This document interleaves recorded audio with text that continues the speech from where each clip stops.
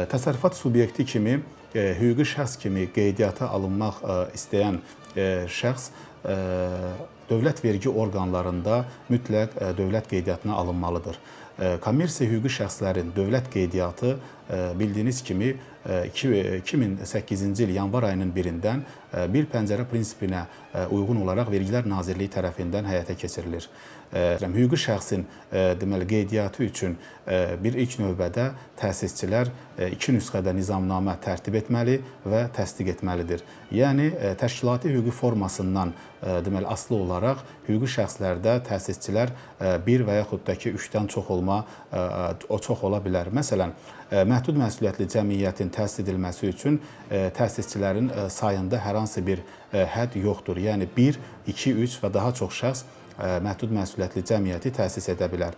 Amma banklar, sığorta təşkilatları, əsas etibarla bankların qapalı səhmdar cəmiyyəti formasında olması və eyni zamanda 3 təsisçidən az olmamaq şərti ilə bu müəssisəni təsis etməlidirlər. Kooperativ formasında hüquqi şəxslər isə mütləq təsisçilərin sayı 5-dən aşağı olmamalıdır.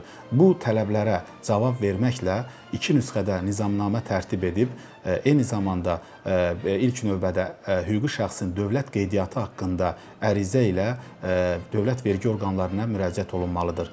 Dövlət vergi orqanlarına kommersiya hüquqi şəxsin dövlət qeydiyyatı haqqında ərizə forması təqdim edərkən mütləq təsisçi və yaxud təsisçilər tərəfindən bu ərizə forması notarial qaydada təsdiq olunmalıdır.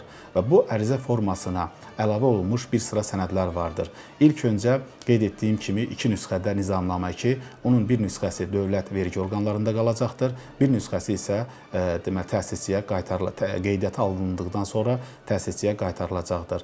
Eyni zamanda təsisçilərin qərarı, həmin qərarda məhz hüquqi şəxsin təsis edilməsi, nizamnamənin təsdiq edilməsi, nizamnamə kapitalının müəyyən olunması, hüquqi ünvanının müəyyən olunmasını əhatə edəcək bir qərarın formalaşması da və eyni zamanda ərizəyə əlavə olunması da tələb olunandır.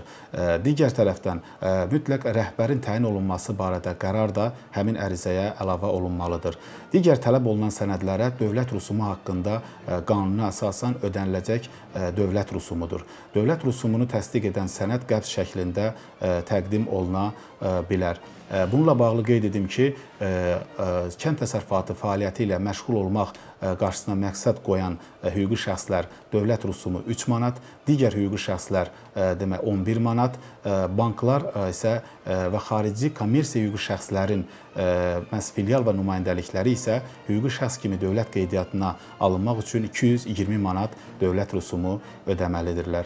Bu sənədlər təqdim edildikdən sonra hüquqi şəxslərə məhz 3 gün ərzində dövlət reyestrindən çıxarış, vergi şəhadətnaməsi, qeydiyyata alınmış nizamnamə təqdim ediləcəkdir. Eyni zamanda hüquqi ünvanı təsdiq edən sənəd də mütləq ərizəyə əlavə olunan sənədlər sırasına daxildir.